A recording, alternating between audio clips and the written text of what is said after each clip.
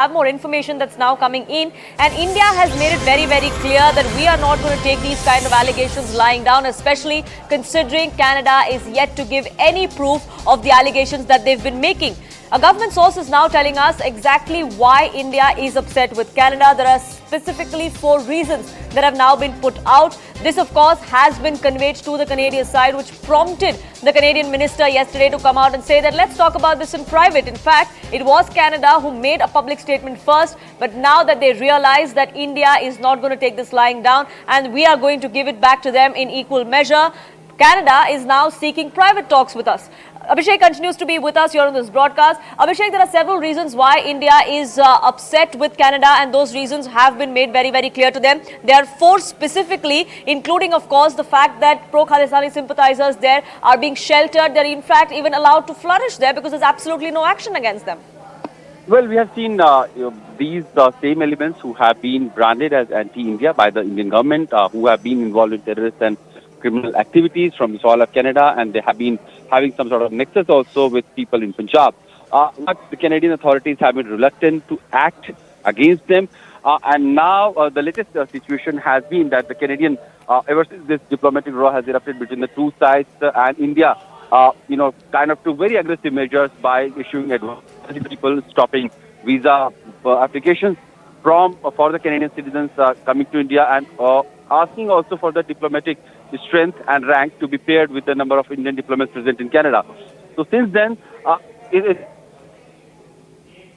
the sense that the Canadian government is trying to do has been that they want to, constructively engage and have some sort of dialogue with India, because the diplomatic presence in India is very necessary to cooperate and to facilitate various and thousands of families, the Canadian families in India, Canadians who have been living in India, and also other multi-dimension of bilateral relationships that also should not be impacted. While being asked by, several of journalists asked Melina Joly, the Foreign Minister of Canada, how are they, taking this incidence of India asking the Canadian diplomats to leave Delhi. She said that have been talking regularly on the issue, but some decisions or some conversations are best done in private. So this is what they have been saying, that they are not going to comment on the issue of diplomatic row publicly, and they have been in touch with the Indian government on the entire episode. Right. And it looks like the Canadian side is trying to scale down the entire episode.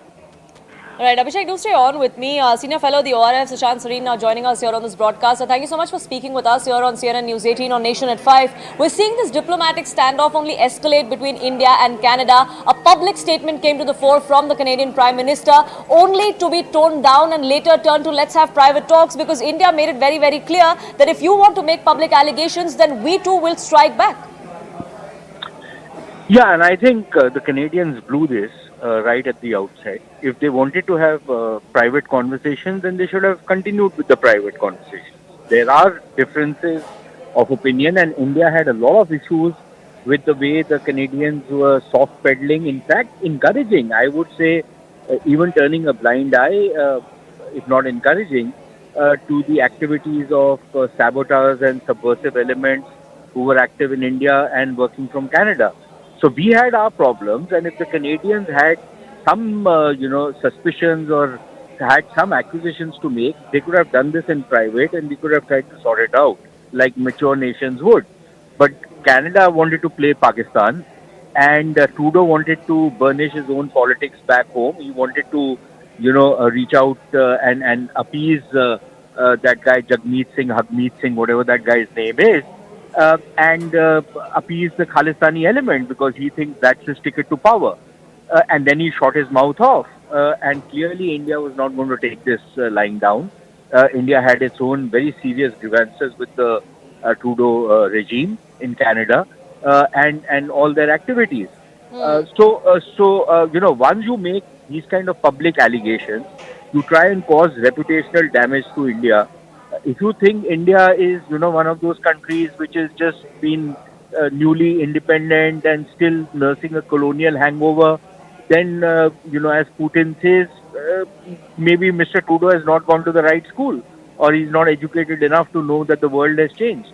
And clearly there was going to be a pushback from India. That pushback is coming. and India's making it very clear that the activities of certain quote unquote Canadian diplomats in India, they are indulging in activities which they should not be indulging in, which is a very serious charge, for any country to make against another country.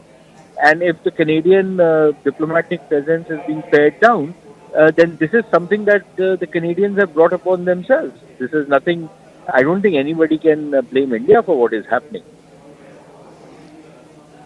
Absolutely, it is for Canada to really introspect on how the last few weeks have gone and what really is happening right now and how much of it is their blame alone. But Srijan Sareen, thank you so much for speaking with us here on CNN News 18 and sharing your perspective.